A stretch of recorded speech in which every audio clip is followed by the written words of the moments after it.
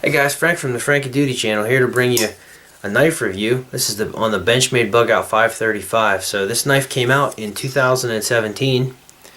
It's a folder knife, and it's really kind of a neat looking knife aesthetically. It's got a few things about it that caught my attention, and I was able to get my hands on one. I figured I'd give you guys a review and my thoughts. So let's go ahead and get started. So here it is, everybody, the Benchmade Bugout. I don't know why they call this knife the Benchmade Bugout. Bugout is kind of like referred to as whenever something happens, there's a nuclear bomb or some kind of natural disaster, and you have to more or less fall back to safety, and you're bugging out.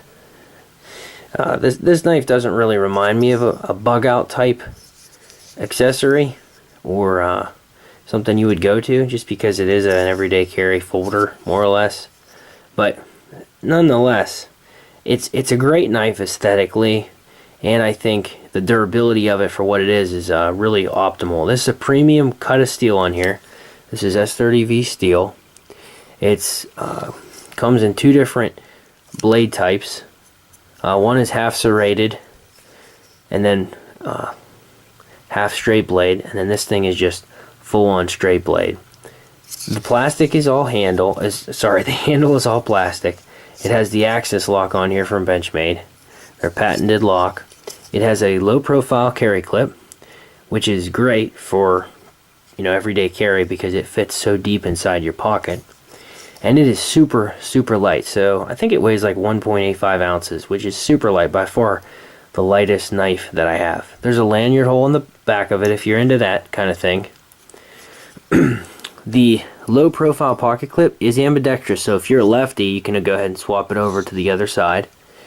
I like the blue thumb studs. Those kind of stand out to me. They look nice. And I like the whole blue color. I don't know, maybe it's just me, but I haven't seen a lot of these knives with blue handles.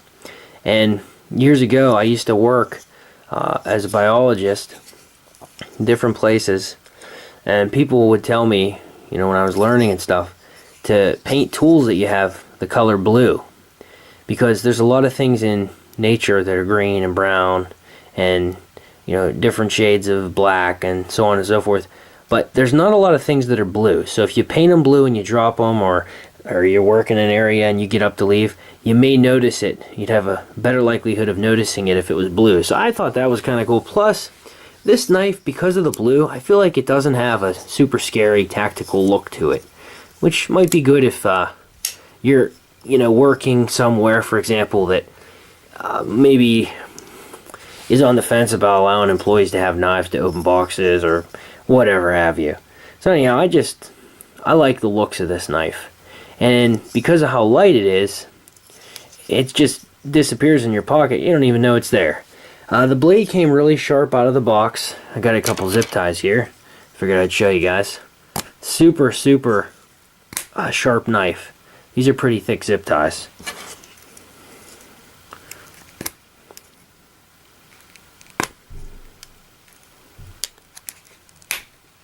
Okay, so that one took a few hits, but really sharp. I got some, let's see. I got some, I think this is just like clothesline. Some of this knife cuts really good, the clothesline.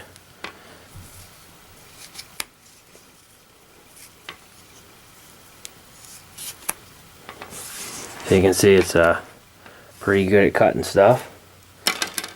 We'll go ahead and do the infamous paper test. Arguably my favorite test of the night. I do this for fun even when I'm not on camera. Haha. Oops.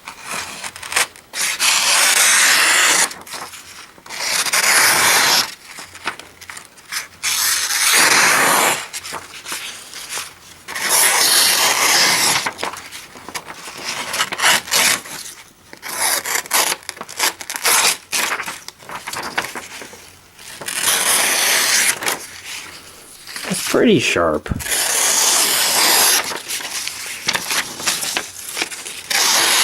I've seen some guys say it doesn't have a great edge coming out of the box, but it's pretty sharp for me. I also should tell you that I have, let's see, an Osborne 940, another great knife, and a Benchmade Bushcrafter. Those are my 3 Benchmade knives. They're all actually S30V steel, and I've sharpened this one and this one before. With the right technique, S30V steel is a premium steel, and with the right technique you can really get them sharp just with some sharpening stones and, you know, traditional sharpers that you would buy at Walmart. It's a steel that really holds its edge well, so I would recommend it for that reason too. So you can kind of see out of the 3 of these, the Benchmade Bugout's the smallest, and it's definitely the lightest. The Osborne's very light too, but the Osborne's also like 70 bucks more, give or take, which is a lot for some people. So anyhow, I definitely approve of this knife, and I would recommend getting one. If you're on the fence about it, maybe check out some other reviews and ask some questions in the comment if you have any, if there's anything I didn't go over here. And there probably are some things, but this is just my initial thoughts. I probably will carry this thing for a long time, and I'll never get rid of it. I like this knife quite a bit. So anyhow, thanks for watching, everybody. I'm going to be coming out with a lot more videos here in the future, and I appreciate you watching and your support. And just remember to get out in the woods, and the glory's in the struggle.